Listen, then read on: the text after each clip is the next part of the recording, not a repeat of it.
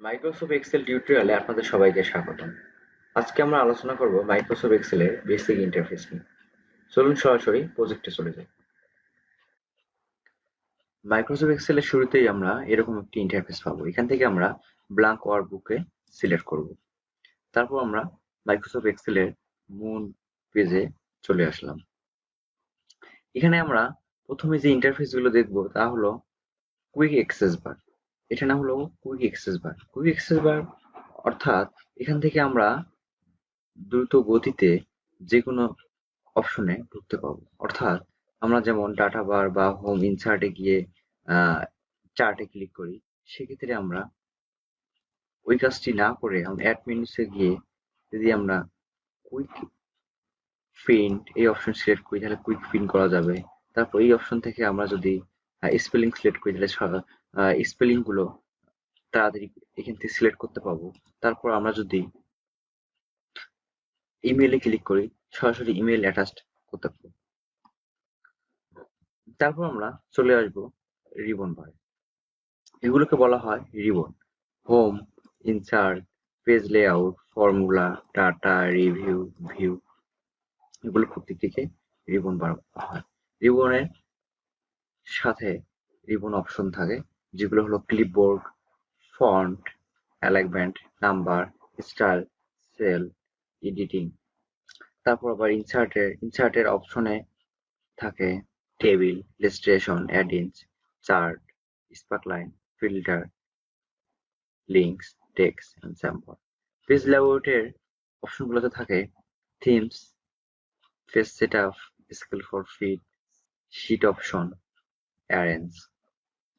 Formula option বারের সবচেয়ে গুরুত্বপূর্ণ অংশটি হলো এক্সেলের হলো এই ফর্মুলা অপশনটি।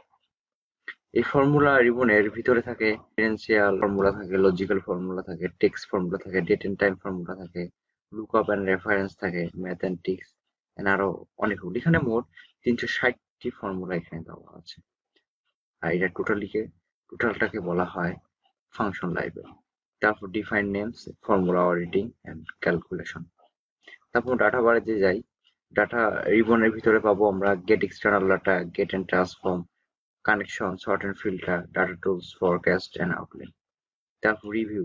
রিভিউ হলো অর্থাৎ আমরা যদি এক্সেল এর ভিতর কোনো লেখা লিখি, সেখানে যে কোনো প্রকার ভুল হয় সেক্ষেত্রে স্পেলিং চেক করতে পারবো, ট্রেজার করতে পারবো, স্মার্ট লুক আপ মানে স্মার্ট বের করতে পারবো ভুলটাকে, এবং কোনো কিছু ট্রান্সলেট করতে পারবো, কমেন্ট করতে পারবো ইত্যাদি। তারপর হলো চেঞ্জেস। তা ভিউ অপশন বারে হলো এটা হলো ভিউ রিবন বারের ভিতরে আছে workbook view, show, zoom, window এবং ম্যাক্রো। আমরা যদি এই টেবিলের দিকে তাকাই তাহলে এখানে আমরা একটা বক্স পাবো, সেটা হলো নেম বক্স। নেম বক্স অর্থ হলো এখানে লেখা আছে A1, অর্থাৎ আমার এই কার্সরটা আমি যেখানে রাখবো সেখানের অ্যাড্রেস সে এই বক্সে শো করে। যেমন H8, অর্থাৎ আমরা এইখানে যে কার্সরটি রাখছি তার অ্যাড্রেসটি এখানে শো করতেছে। আমরা এক্সেলে যে ABCDEFGHIJKL এই যে লেখাগুলো দেখতে পাচ্ছি এগুলোকে বলা হয় কলাম, এবং এই যে 1 2 3 4 5 6 7 8 এগুলোকে বলা হয় রো। এক্সেল সবসময় কলাম এবং রো সমন্বয়ে কাজ করে। আমাদের কার্সরটি এখানে রাখি তাহলে এখানে দেখবো G5, অর্থাৎ কলাম নাম্বার G এবং রো নাম্বার 5। আবার যদি আমরা এখানে রাখি তাহলে এখানে দেখা যায় কলাম নাম্বার L এবং রো নাম্বার 6। এটাকে বলা হয় ফর্মুলা বার বা ফর্মুলা ফাংশন বার এটাকে বলা হয়। আমরা যদি কোনো ফাংশন এখানে লিখি তা এখানে দেখা যাবে। তারপর আমরা যদি এখানে আসি, এখানে শীট প্লাস করলে আমরা নতুন নতুন শীট নিতে পারবো, আবার প্লাস করে নতুন নতুন শীট নিতে পারবো। তারপর এটা হলো ভার্টিক্যাল বার। ভার্টিক্যাল বারটা হলো অনেক সময় দেখা যায় যে আমাদের এই স্ক্রিনটা যতটুকু আছে এগুলো ডাটা শিট যদি অনেক বড় হয়ে যায়, সেক্ষেত্রে আমাদের পরেও আমাদের এক্সট্রা ভাবে অনেক কাজ করতে হয়। সেক্ষেত্রে আমরা এটাকে এই এই ভার্টিক্যাল বারটাকে যদি একটু সরাই তাহলে আমাদের আরো ভিতরে কাজ করতে পারবো। আর এটাকে বলা হরিজন্টাল বার, উপর নিচ করা যাবে শিটটাকে। আর এটাকে বলা হয় ribbon display option. Ribbon display option যদি আমরা ক্লিক করি তাহলে এখানে অটো হাইড রিবন, আমরা এখানে ক্লিক করি তাহলে এখানে রিবন গুলো সব চলে গেল। তারপর আবার আমরা ক্লিক করি শো ট্যাব, অর্থাৎ শুধু ট্যাব গুলো দেখাবে, এই ট্যাব গুলো শুধু দেখাবে। তারপর যদি আমরা আবার ক্লিক করি শো ট্যাব এন্ড কমান্ডস, তাহলে আমাদের এই যে রিবন বারের ভিতরে যতগুলো অপশন আছে সবগুলো দেখাবে। তারপর আমরা যদি আবার auto hide ribbon, show tabs আর কমান্ড নিজের ইচ্ছা মতো এগুলো ব্যবহার করতে পারবো। এটা হলো আমাদের এখানে ক্লিক করি, তাহলে আমাদের এই অপশনটা দেখাচ্ছে। তাহলে অত ছোট হয়ে গেল, এটাকে বড় করলে আবার বড় হয়ে যাবে।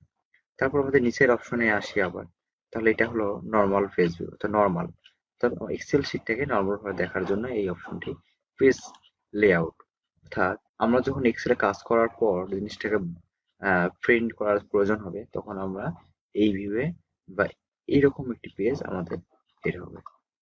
তারপর এটি হলো আমাদের পেজ ব্রেক প্রিভিউ, আর এটা হলো আমাদের জুম জুম অপশন। এটাকে আমাদের কাছাকাছি করি, আরো কাছাকাছি আসবে এবং আরো কাছাকাছি কাছাকাছি ভাবে কাজ করার জন্য আমরা জুম অপশনটি ব্যবহার করতে পারি।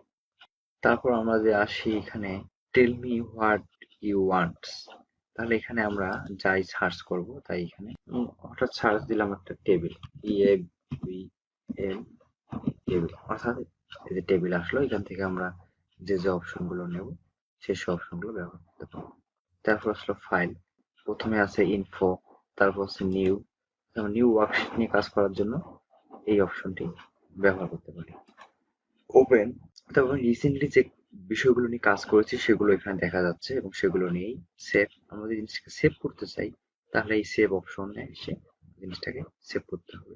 আর সেভে যে আসলে নিজের ইচ্ছা মতো আমরা এটিকে সেভ করতে পারবো। তারপর হচ্ছে প্রিন্ট, তারপর শেয়ার, অর্থাৎ আমরা এই ওয়ার্কশিটটি তৈরি করার পর যদি আমরা ইমেইলে অ্যাটাচ করতে চাই বা কোনো গ্রুপে শেয়ার করতে চাই, সেক্ষেত্রে আমরা, এবং অনেক ক্ষেত্রে আমরা যদি পিডিএফ আকারে বের করতে চাই, তাহলে এই অপশনটি ব্যবহার করতে, তারপর ক্লোজ করলে আবার ক্লোজ হয়ে যাবে।